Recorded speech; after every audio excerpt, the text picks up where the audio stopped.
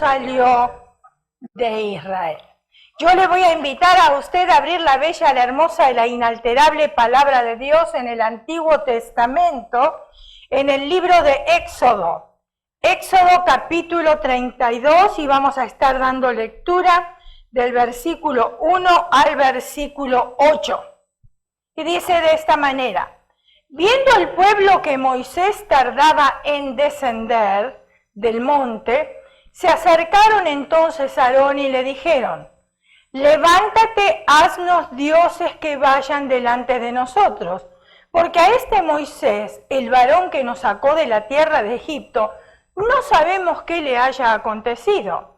Y Aarón les dijo: apartaos los zarcillos de oro que están en las orejas de vuestras mujeres, de vuestros hijos y de vuestras hijas, y traédmelos. Entonces todo el pueblo apartó los zarcillos de oro que tenían en sus orejas y los trajeron a Aarón. Y él los tomó de las manos de ellos y le dio forma con buril, e hizo de ellos un becerro de fundición. ¿Qué tal el sumo sacerdote? Se merece el premio Nobel. Entonces dijeron: Israel, estos son tus dioses, escuchen, que te sacaron de la tierra de Egipto. Versículo 5. Y viendo esto, Aarón edificó un altar delante del becerro y pregonó a Aarón y dijo: mañana será fiesta para Jehová. Y al día siguiente madrugaron y ofrecieron holocaustos, presentaron ofrendas de paz, y se sentó el pueblo a comer y a beber y se levantó a regocijarse. Nos habla mucho de la sociedad de hoy, ¿verdad? ¿Sí? Entonces, versículo 7, Jehová dijo a Moisés: anda, desciende, porque tu pueblo que sacaste de la tierra de Egipto se ha corrompido. Pronto se han apartado del camino que yo les mandé, se han hecho un becerro de fundición y lo han adorado. Y le han ofrecido sacrificio y han dicho: Israel, estos son tus dioses que te sacaron de la tierra de Egipto. Que el Señor bendiga esta porción de su palabra. Los egipcios no creían en el Dios vivo, como lo hacían los israelitas. Ellos, los egipcios, eran politeístas. Politeístas quiere decir que adoraban muchos dioses. Ellos tenían muchos dioses. Ellos no solo creían en varios dioses, sino que también los representaban con imágenes y con estatuillas. Tallaban ellos mismos representaciones de estos supuestos dioses. Y vamos a ver algunos de ellos, y usted se va a asombrar. Supuestos dioses. Ahí tenemos 10 dioses que yo encontré para mostrárselo a ustedes, para que vieran cuáles eran los dioses que ellos estaban adorando. ¿Puedes pasarla? Los supuestos dioses. Ok, uno de los dioses que ellos tenían, mientras aquí vamos poniéndonos de acuerdo con la tecnología, era el dios del sol y de la vida. Escuchen, si le gusta alguno de ellos y los quiere seguir, bueno, acá va a tener una listita, ¿verdad? Dios de la agricultura y de la resurrección. Ahí está. Diosa de la fertilidad, del amor y la magia. Dios del cielo. Ese se llamaba Urus. Amón, Dios del viento y los secretos. Si usted quiere guardar un secreto, ahí tiene un Dios. Ahora viene otro mejor. Hathor. Diosa del amor, de la alegría y de la música. ¿Cuántos quieren amor y alegría? Bueno, ahí tienen. Sekhmet, diosa de la fuerza, la guerra y la venganza. Anubis, dios de la momificación. Este no me gustó nada. Y guía de los muertos. Thoth, dios de la sabiduría. A mí la palabra me enseña que el que falto de sabiduría pídala a Dios porque Él la da abundantemente, ¿no? Pero los egipcios parece que no conocían esto. La palabra, después viene Set, Dios del mal, violencia y de la sequía. Fíjense en ustedes que ellos adoraban todos estos dioses, en todas las cosas que creían, ¿no?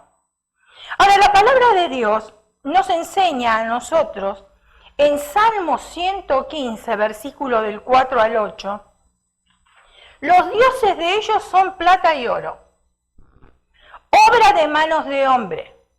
Tienen boca, mas no hablan, tienen ojos, mas no ven. Por más que ellos digan que es el Dios de la sabiduría, el Dios del amor, el Dios de la música, nunca pueden dar estas cosas. ¿Por qué? Porque tienen ojos, mas no ven. Tienen piernas, pero no andan. Eso es lo que nos enseña la palabra. Después dice, tienen boca, mas no hablan, tienen ojos, mas no ven, orejas tienen, mas no oyen, tienen narices, mas no huelen, manos tienen, mas no palpan, tienen pies, mas no andan, no hablan con su garganta. Y esto es lo peor de todo, ¿no? Esto es lo peor de todo, porque esto sí que ahora nos atiñe a nosotros, es parte para nosotros que tenemos que tener en cuenta.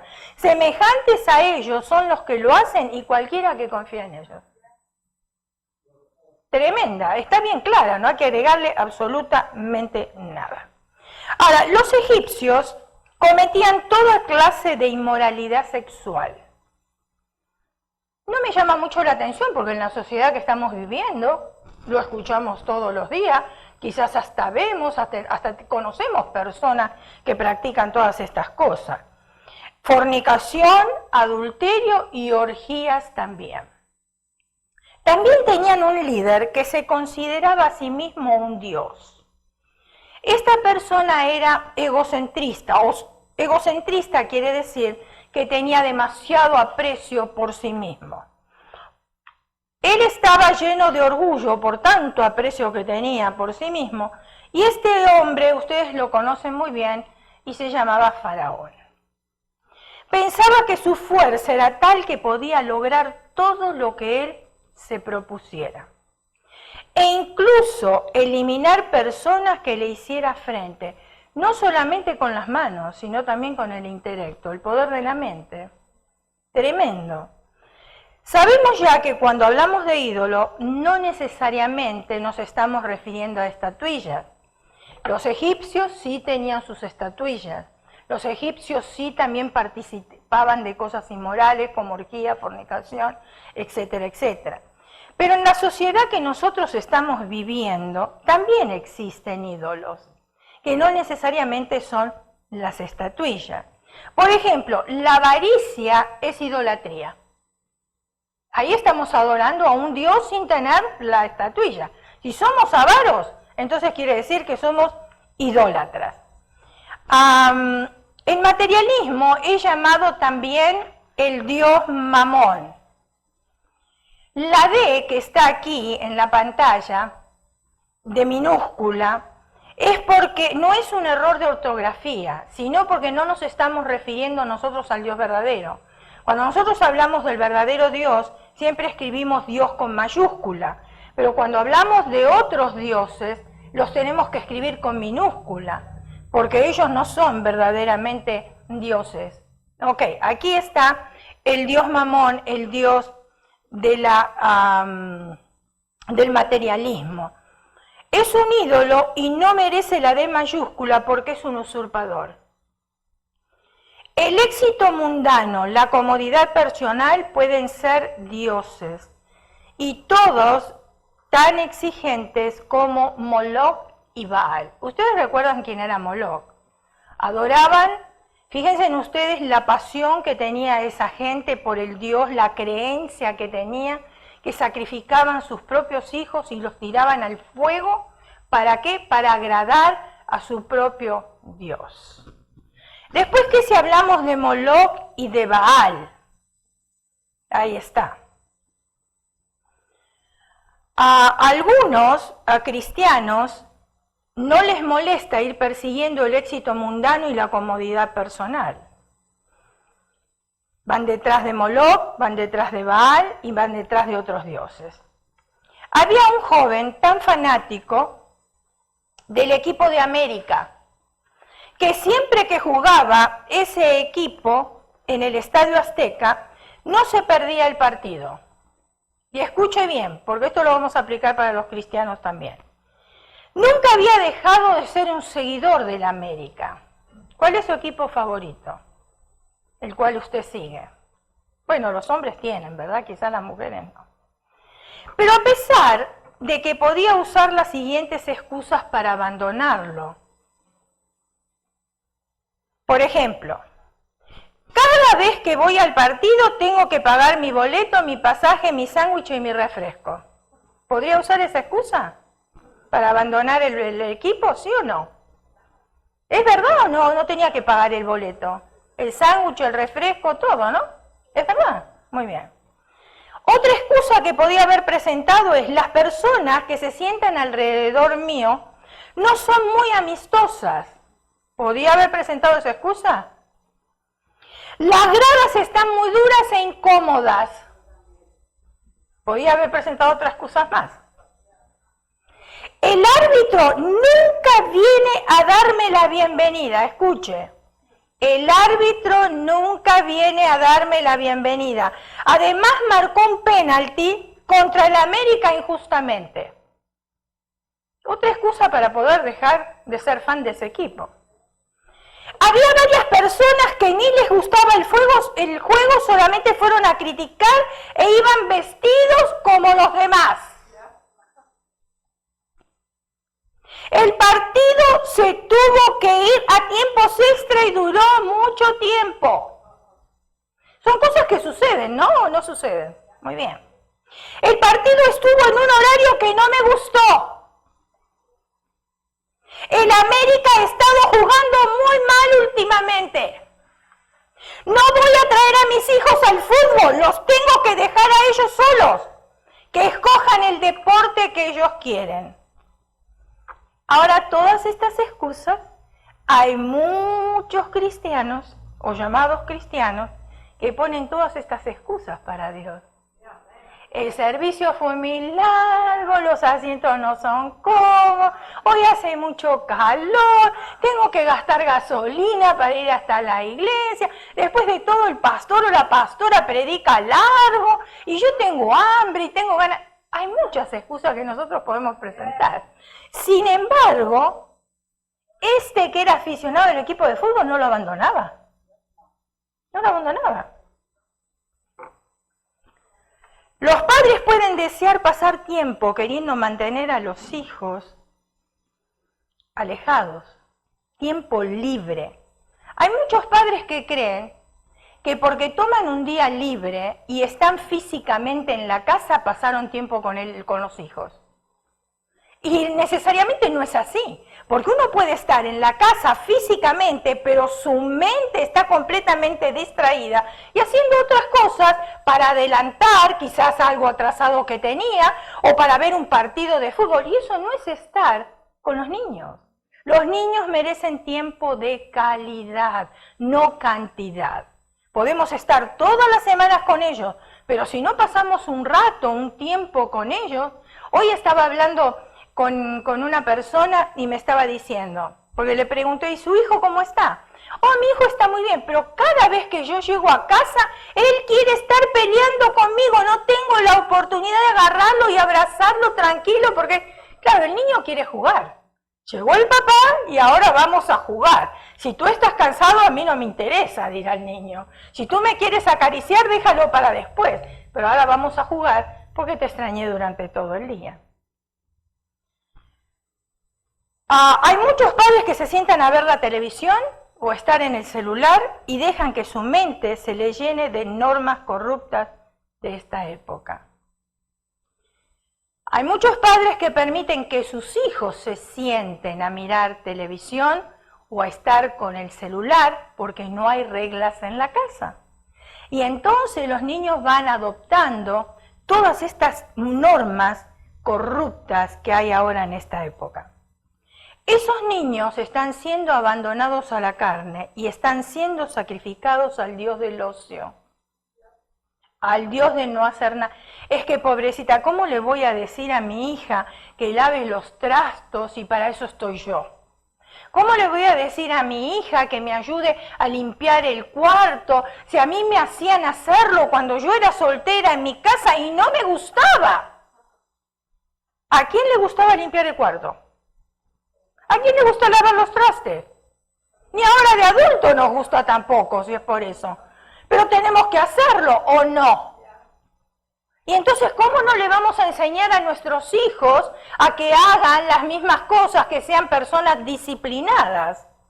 La educación de los hijos comienza a los 20 años antes de nacer. ¿Me escuchó? La educación de los hijos comienza 20 años antes de nacer. Y usted me dice, ¿cómo puede ser eso? Si yo puedo enseñar a mi hijo cuando nació. Bueno, muy sencillo, educando a nosotros los padres. Porque si nosotros no estamos educados para educar a nuestros hijos, va a ser muy difícil poderlos educar. Ezequiel capítulo 16, versículo 20 al 21, dice, además de estos, tomaste tus hijos y tus hijas que habías dado a luz para mí, y los sacrificaste a ellas para que fuesen consumidos. ¿Eran poca cosa tus fornicaciones para que degollases también a mis hijos y los ofrecieras a aquellas imágenes como ofrenda que el fuego consumía? Qué tristeza, qué dolor para el corazón de Dios, ¿verdad? Qué dolor para el corazón de Dios. Yo a veces le digo al pastor, el Señor nos está mirando y está viendo nuestra manera de andar, nuestra manera de conducirnos, y muchas veces su corazón se debe sentir bien triste, porque Él deseó lo mejor para nosotros y que nosotros realmente le amemos, le busquemos, le anhelemos, le consideremos, le busquemos a Él para hablar con Él, para estar con Él. Y muchas veces por los afanes de la vida no lo hacemos. Y Dios está triste, me imagino que debe estar bien triste. Lo mismo cuando nosotros los padres estamos tristes y nuestros hijos no nos hablan. Si estamos tristes si nuestros hijos no nos buscan, si no piden un consejo, o no se pone triste su corazón. El mío sí. Podemos ver el caso de Egipto. El faraón era adorado como un dios, lo que lo convierte a él en un ídolo. La Biblia registra que Israel duró en Egipto 430 años. Israel se vio expuesto a las costumbres egipcias todo ese tiempo. Ahora imagínense ustedes, si nosotros nos vemos expuestos 430 años a las costumbres mundanas, ¿qué creen ustedes que vamos a hacer? Se nos va a pegar bastante. Ya tenemos la vieja naturaleza y no necesitamos estar con otras personas que tienen otras costumbres. ¿Por qué? Porque enseguida nuestra vieja naturaleza como que parece una aspiradora y quiere enseguida aspirar las malas costumbres y aplicarlas porque esas satisfacen nuestras carnes. Y yo creo que a los israelitas le pasaba exactamente lo mismo. Muchas fueron las dificultades y los malos tratos que ellos pasaron en Egipto. Muchos israelitas se mantuvieron fiel ante el Señor, lo sabemos porque la Biblia lo registra, y no negaron su fe. Pero otros sí negaron su fe. Llegaron a casarse con egipcios, el yugo desigual, que ahora parece que eso no funciona dentro de la iglesia, porque por más que se predique, entra por un oído y sale por el otro, y después estamos quejándonos, y después estamos ahí tirándonos los pelos, que por qué las cosas no me funcionan cuando somos desobedientes a Dios, ¿no? Y cuando hablamos de yugo desigual, no solamente es para contraer matrimonio, el yugo desigual es también para formar una sociedad, porque ¿cómo andarán dos juntos si no estuvieran de acuerdo?, dice la Escritura. Entonces, si yo formo una sociedad, tengo que buscar una persona que tenga mi misma fe. Ahora usted me puede decir, bueno, ¿pero eso funciona? No, yo no le puedo asegurar que funcione. Pero hay un común denominador que se llama Jesús. Y ese común denominador, el Espíritu Santo nos va redarguyendo. Y si ponemos a Jesús como el centro, podemos solucionar las cosas. Pero ahora, si dos personas que tienen la misma fe están en desacuerdo, imagínense en dos personas que no tienen la misma fe. Es mucho más complicada la cosa. Por eso el Señor nos advierte a nosotros, para que podamos vivir vidas felices. Los israelitas empezaron a practicar la adivinación y otros actos contrarios a la voluntad de Dios. Los israelitas eran maltratados, los egipcios eran muy severos con ellos, por lo cual comenzaron a quejarse. Dios en su inmensa misericordia tuvo compasión y Dios dirigió su palabra a un hombre llamado Moisés. ¿Para qué? Para que sea el libertador del pueblo de Israel y lo sacara de esa esclavitud en el cual ese pueblo estaba viviendo. El Señor Todopoderoso no solo los había liberado, sino que también les había prometido que les iba a entregar nuevas tierras en las cuales ellos iban a habitar. Les había advertido que no se arrodillaran ante los dioses de los pueblos paganos, ni lo adoraran. ¿Les había advertido el Señor? Nos sigue advirtiendo el Señor. Igual, no cambió nada. Al contrario, Él pedía que destruyeran por completo sus ídolos y piedras sagradas, o sean sus altares. ¿Cuántos han limpiado la casa? Esta casa primero y la casa física donde vivimos. ¿Cuántos la han limpiado? A ver qué es lo que nosotros teníamos del pasado. Por ejemplo, cuando nosotros llegamos aquí, a los Estados Unidos, yo traje un sacón, ¿ustedes entienden lo que es un sacón? ¿Cómo le dicen? ¿Un qué? No, un jacket. Un jacket de mi país. Era bastante pesado ese jacket, porque allá sí se utilizaba. Aquí no hace tanto frío para usar algo tan pesado. Pero yo recuerdo que despidiéndonos nosotros en el aeropuerto, estaba mi mamá, y mi mamá lo primero que me entregó, recuerden que nosotros no éramos cristianos en aquel entonces mi mamá me entregó una estampita del santo que ella creía, ¿no? De su devoción. Ahora, ¿qué pasó? Yo esa estampita me la guardé en el jacket, lo voy a decir en inglés porque nos vamos a entender mejor. Me la guardé en el jacket. Como aquí ese jacket nunca lo usé porque era extremadamente pesado, yo ni me acordé tampoco de la estampita. Ahí quedó guardada. Ahí quedó guardado también un rosario y quedaron guardadas ciertas cosas. Pero un día, escuchando una predicación, ya después que nosotros éramos cristianos, y justamente el tema era de limpiar la casa, el Señor me lo trajo a la mente, que yo tenía cosas guardadas que tenía que despojarme. Por ejemplo, estatuitas. Ahora, ¿qué hacemos nosotros con esas cosas? Cuando el Señor le pide al pueblo de Israel, es lo mismo que nos pide a nosotros, que debemos destruirlo por completo. Por ejemplo, si esto no me sirve a mí, yo no lo puedo regalar a otra persona, porque si no me sirve a mí, no le sirve al otro tampoco. Si esto no me sirve a mí y yo lo tiro en el bote de la basura, alguien puede tomarlo también. Y entonces todas esas cosas, esos ídolos, siguen pasando de mano en mano. Por eso el Señor dice que debemos de destruirlos. Cuando yo entendí eso, lo que se podía quemar, lo quemé. Lo que no se podía quemar, porque no se deshacía con el fuego, agarré un martillo y lo rompí todo en el nombre de Jesús. Para no tener cosas que interfieran en mi relación con el Señor.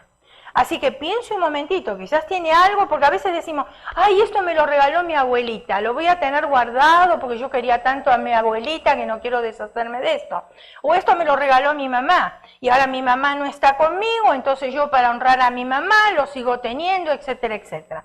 Pero el Señor nos pide que de todas esas cosas las tenemos que destruir y nos tenemos que despojar. Poco duró la confianza y fidelidad de Israel hacia el Señor. Poco tiempo. Pronto se olvidaron de todo lo que el Señor le había dicho. Suena familiar, ¿no? ¿Sí? Muchas veces nos olvidamos de lo que el Señor nos dice. Se olvidaron que fue el Señor quien les sacó de Egipto. no fueron los dioses, no fue ese becerro de oro, fue el Dios verdadero que los sacó de Egipto.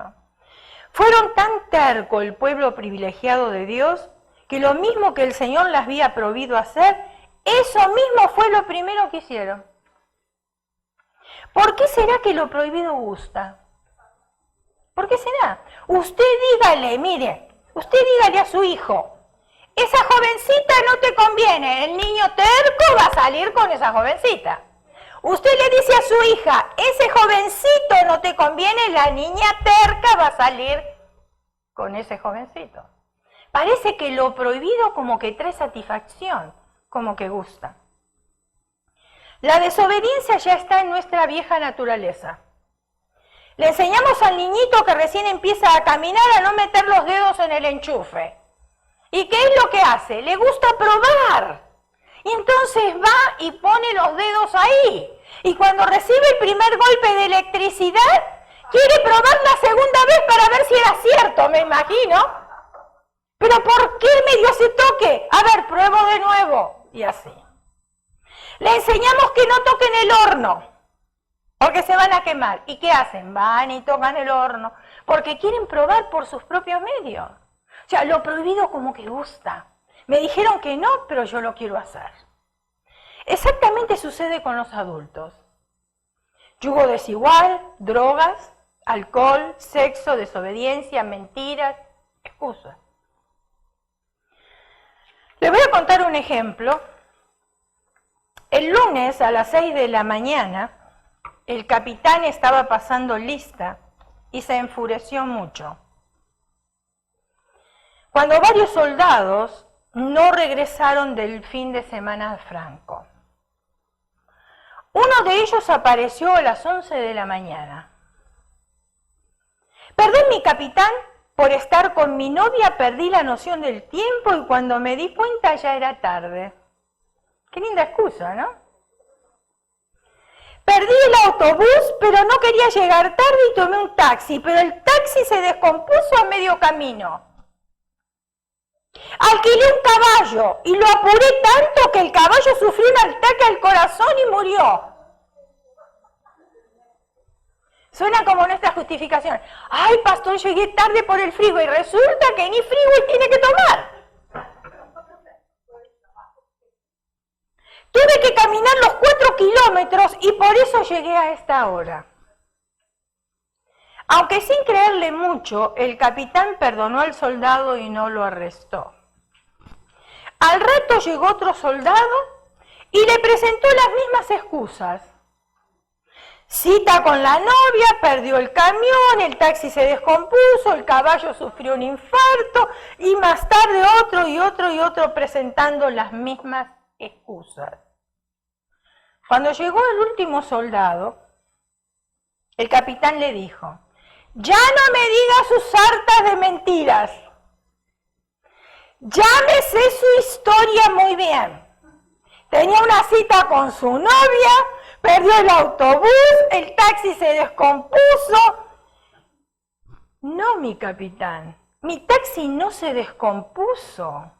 ¿Oh, no? Entonces, ¿por qué llegó caminando?, preguntó el capitán. Porque encontramos tantos caballos muertos y amontonados que el taxi no pudo pasar, tuve que bajar caminando. Excusas. Muy serio, bueno, nosotros acá no podemos bajarnos del auto y agarrar un caballo porque no vamos a encontrar uno en la calle, ¿no? Así que esa excusa está de más. Muy bien. Moisés dio muchas excusas en vez de servicio. ¿Quién soy yo para ir ante Faraón? Esa fue una excusa. Otra excusa. ¿Con qué autoridad me presento ante el pueblo de Dios? O el pueblo. ¿Qué tal si no me creen que tú me enviaste? Yo no soy bueno para hablar. Todas estas cosas Dios las sabía muy bien, ¿no? No, yo no, envía a otro. Los israelitas se habían postrado y habían adorado a otros dioses. ¿Y saben cuáles eran los dioses también que habían adorado? 3 profetas. Y usted me dirá quiénes son los profetas. Bueno, vamos a ver quiénes son los profetas. Dinero, sexo y egoísmo. Esos son los 3 profetas. Israel salió de Egipto, pero Egipto no había salido de Israel. Dios los había sacado con mano fuerte, los había llevado en el desierto, les había proveído lo que ellos necesitaban, pero ellos todavía tenían las mismas raíces de cuando vivían en Egipto. Ellos conservaban la cultura de Egipto. Y eso nos enseña a nosotros despojarnos de nuestra propia cultura, porque ahora tenemos otra diferente. Ya no tenemos la cultura de donde venimos, ahora tenemos la cultura del cielo, que es una cultura totalmente diferente. Ya no hablamos de la manera que hablábamos antes, de donde nosotros veníamos, sino ahora hablamos conforme a la cultura de donde nosotros pertenecemos, al reino de donde nosotros pertenecemos. Antes hablábamos de una manera negativa. Ahora, en la cultura del reino no se habla de una manera negativa, sino de una manera positiva. Antes hablábamos maldiciones, y maldición parece una palabra gigante, una palabra grande, y maldición es una palabra sencilla, es una palabra compuesta que quiere decir mal decir, o sea, hablar mal de alguien. El hecho de hablar mal de alguien, yo ya estoy maldiciendo a esa persona. En el reino de Dios no se maldice, se bendice. Y bendecir es exactamente lo mismo, una palabra compuesta. Bendecir, o sea, hablar bien. Por eso dice la Escritura, nos aconseja a nosotros que tenemos que hablar con cánticos y con himnos espirituales y animándonos los unos a los otros. Israel seguía aferrado en su corazón a las costumbres de Egipto. Israel no entendía que era algo que tenía que hacer por sí mismo, el hacer uso de la libertad que el Señor le había dado para elegir entre lo bueno y lo malo. Nosotros tenemos la libertad de escoger entre lo bueno y lo malo. ¿O no? Claro que tenemos la libertad para hacerlo.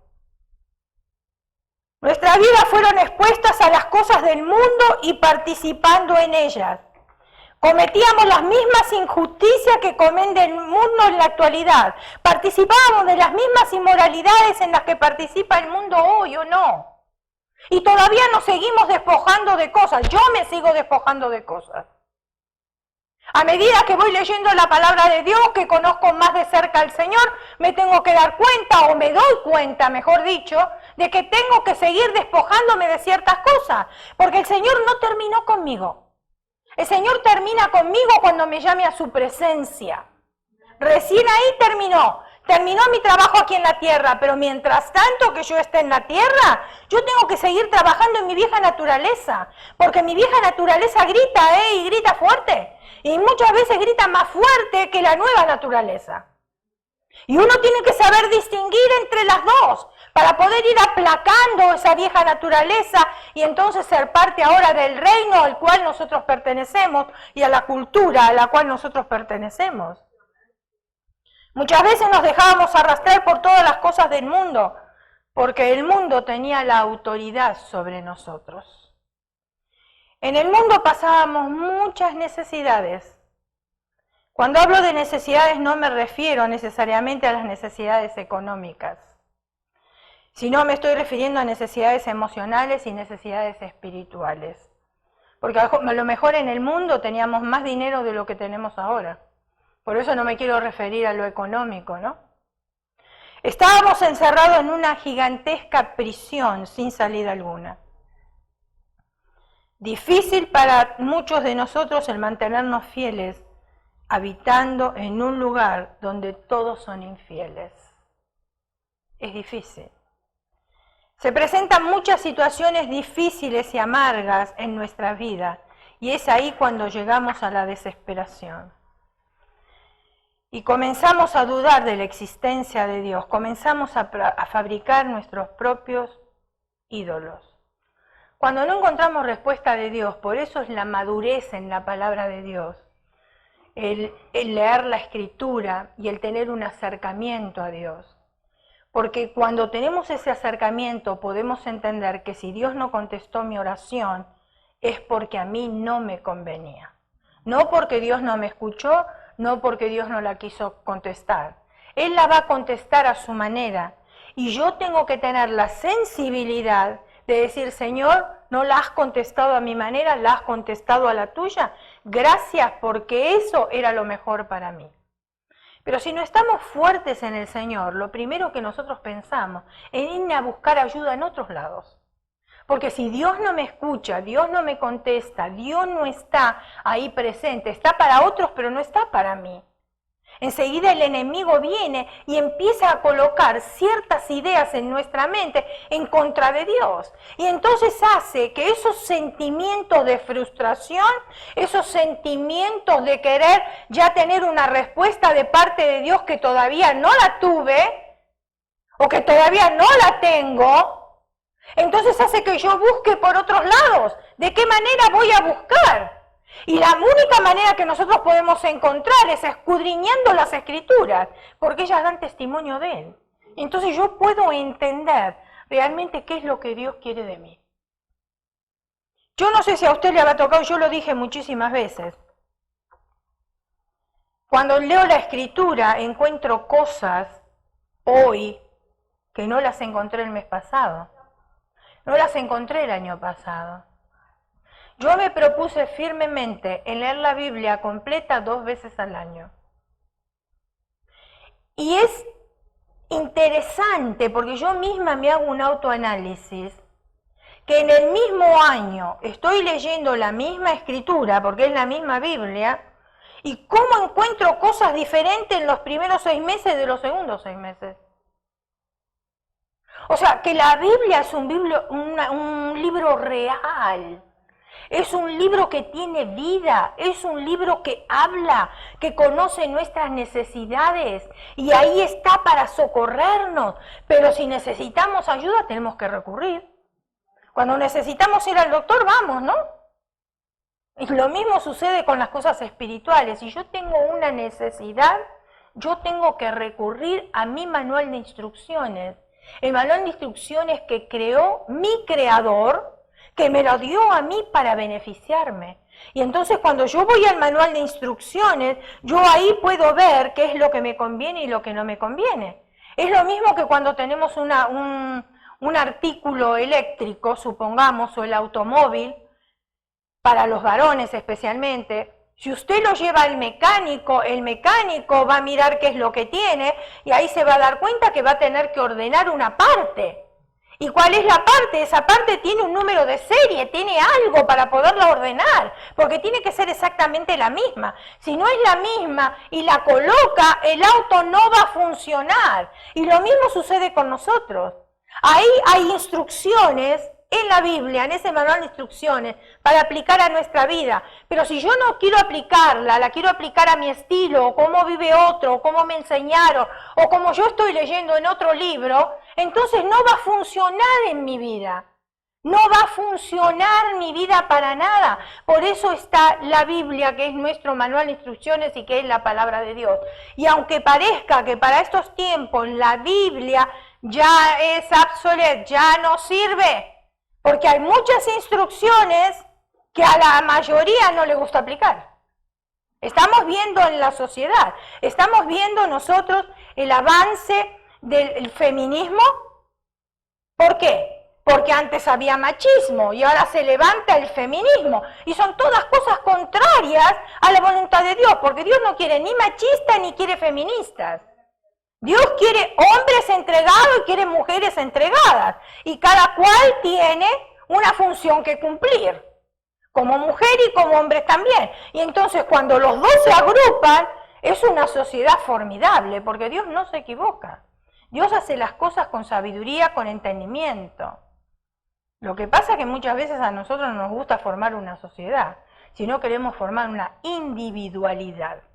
Y cuando formamos individualidades, ahí es cuando cometemos los errores y acarreamos nosotros consecuencias. Muchas veces nos aferramos a circunstancias, a personas y otras cosas, llegándolos a poner en el lugar que le corresponde al Señor. De cualquier cosa nos hacemos un Dios. Nos dejamos engañar de cualquier falsa enseñanza proveniente de demonios. Por eso tenemos que estar firmes sobre la roca y más ahora que nunca, hermanos, porque con el avance de la tecnología, en la sociedad como estamos viviendo, el mal que está desenfrenado, si nosotros no estamos firmes sobre la roca, nosotros vamos a caer. Por eso tenemos que tener cuidado, aun cuando la Biblia nos aconseja que el que se sienta seguro tenga cuidado de que no caiga. ¿Y quién puede decir yo estoy seguro de esto? Yo no puedo decir que estoy segura. Yo tengo que pararme sobre la roca y que el Señor me hable todos los días, todos los días, todos los días, para que yo me pueda conducir. Nuestros pasos comienzan a desviarse cuando escuchamos a otras fuentes y ya no andamos firmes, comenzamos a hacer las cosas que hacíamos en el mundo. Es ahí cuando se puede notar que salimos del mundo, pero el mundo no salió de nosotros. No olvidemos que Dios dejó su Santo Espíritu para que nos consolara y nos diera fuerza. Él dijo, yo les voy a mandar un consolador, y tenemos a alguien que nos consuela. El Señor nos advierte que si nosotros somos fieles y obedientes a su Espíritu Divino, Él nos va a prosperar en todo lo que nosotros hagamos. Eso no quiere decir que no pasemos por dificultades o por pruebas, pero Él nos va a sacar de cada una de ellas. Hoy estaba hablando con el pastor y a veces uno cree que porque uno está sirviendo al Señor, uno dejó muchas cosas de lado para servir al Señor, que uno no tendría que atravesar por ciertas cosas, porque lo tomamos como una recompensa, ¿no es cierto? Si yo estoy haciendo esto, entonces el Señor me va a recompensar con salud. Y no funciona así. Al contrario, cuando Dios quiere usar a una persona, parece que peor y peor y peor van las cosas. ¿Por qué? Porque Dios nos quiere refinar. Entonces estábamos hablando de otro pastor, muy entregado a la obra. El pastor atravesó por unas situaciones muy difíciles.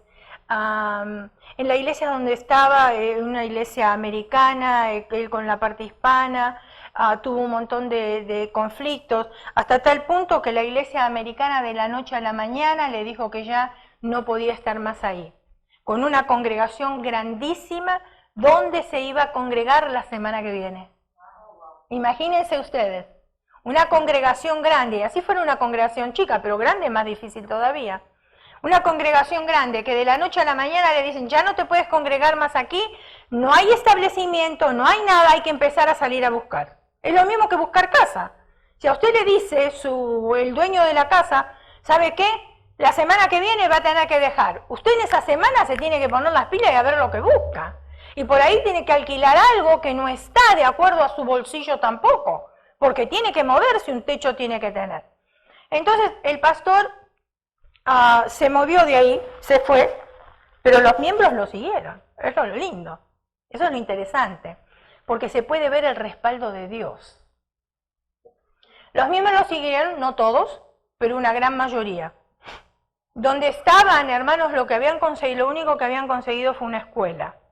Usted sabe que en una escuela usted no tiene armado aquí el púlpito. Los hermanos tuvieron que poner sillas, no porque ya había en el auditorio, pero tuvieron que armar, el grupo de alabanza tenían que armar todos los días de servicio, tenían que armar el equipo para la alabanza. Y no fue un día, ni dos, ni tres, fueron varios años. Pero no termina ahí. Fíjense en ustedes cómo es la persecución y cómo cuando Dios respalda, Dios cómo ayuda y cómo da los medios. También en la escuela le pidieron que dejara, después de unos años. Ahora sí, ¿dónde voy? Esa es la otra cosa. Pero en el interín de todos esos años, hermanos, en ese interín, le diagnosticaron cáncer. Ahora fíjense en ustedes, conflicto acá, conflicto de salud, tengo que buscar, ¿qué hago? Sin embargo, permaneció fiel al Señor. ¿Se hizo tratamiento? Sí, tratamiento muy delicado, tuvo que viajar a otros lados para hacérselo, pero el Señor lo fue respaldando. y encontró otro lugar donde estar también, porque el Señor le abrió las puertas. O sea, cuando uno le es fiel a Dios, Dios se manifiesta de muchas maneras. Y a pesar de que él sabe que tiene un cáncer en todo el cuerpo, sigue fiel al Señor, sigue predicando su palabra, y la verdad yo lo vi, ni parece que tuviera una enfermedad. Se ve saludable, se ve lo más bien, no perdió el cabello, ahí está. Quizás él sienta el dolor, él sienta los malestares de la enfermedad. Pero a lo que voy es que uno dice, pero ¿cómo? Se sacrificó tanto por la obra, sirvió de tantas maneras, y también esto, la enfermedad. Es que el Señor nos mira de una manera totalmente diferente, y cuando Él nos quiere usar y nos quiere refinar, aunque nosotros seamos cristianos, hermanos, muchas veces tenemos que atravesar por pruebas bien, bien difíciles. Le pasó a Job y le pasó a muchos otros. Y ahí es donde se ve el verdadero cristiano, el que persevera hasta el fin, a pesar de. ¿Es fácil aceptarlo? No, no es fácil para mí. Yo no sé si es fácil para usted, para mí no lo es. Pero una cosa yo sí sé, y me la grabé en mi corazón, que sea lo que sea, Dios no nos va a dejar ni desamparar, mientras que nosotros le seamos fiel a Él. El Señor no solo nos libertó, sino que también nos prometió un lugar nuevo para vivir. Y que seríamos sus hijos e íbamos a ser coherederos juntos con Jesús. ¿Por qué? Por la gracia de Dios. Nosotros ya salimos de Egipto, ¿verdad? ¿Sí o no? Salimos de la esclavitud. Dejemos ahora que Egipto salga de nosotros. La cultura que nosotros traemos, las costumbres que nosotros traemos, esas cosas nos tenemos que ir despojando para adoptar la cultura del reino y las costumbres del reino y ser más eficiente en el reino también. Una cosa Dios nos encomendó, que es el reino de los cielos, a cada uno de nosotros. Nos dio el privilegio de poder predicar su palabra. Y que bien, por lo menos yo me siento bien, si puedo anunciar el reino a alguien y quiere aceptar ese reino. Qué bien que uno se siente. Y uno dice, bueno, estoy siendo fructífero en la obra del Señor. Y que muchos puedan entrar al reino y así trasladar a los que están en el reino de las tinieblas a la luz verdadera. Y esa es la mayor satisfacción que nosotros los cristianos podemos tener, de trasladar un alma de la luz de las tinieblas a la luz verdadera y sacarlas de las garras del enemigo. ¿Por qué? Porque entonces vamos a entender que tenemos la nueva naturaleza y que somos parte del nuevo reino. Este es un año que comienza, un año en el cual tenemos que ponernos las pilas para realmente predicar la palabra de Dios a tiempo y fuera de tiempo, en una sociedad que está perdida, una sociedad que no tiene Dios, que no tiene esperanza. Y nosotros que sí los tenemos, y muchas veces, hermanos, no es solamente hablando, sino con nuestro testimonio. Nuestro testimonio vale mucho más que cualquier palabra que nosotros podamos decir. Porque usted y yo, cuando nos presentamos delante de alguien, somos una Biblia abierta. ¿Y qué es lo que dicen nuestras páginas? ¿Qué es lo que dicen mis páginas? ¿Qué es lo que dicen sus páginas? Y con eso es lo que nosotros vamos a impactar a otras personas. Así que tengo que tener en la mente, el Señor me sacó de Egipto, de donde yo venía. Estoy en la tierra prometida. ¿Y ahora qué voy a hacer? Tengo que sacarme a Egipto de mi vida también. Cierre sus ojos, incline su rostro y vamos a orar. Piense por un momento dónde se encontraba, y estoy hablando de Egipto.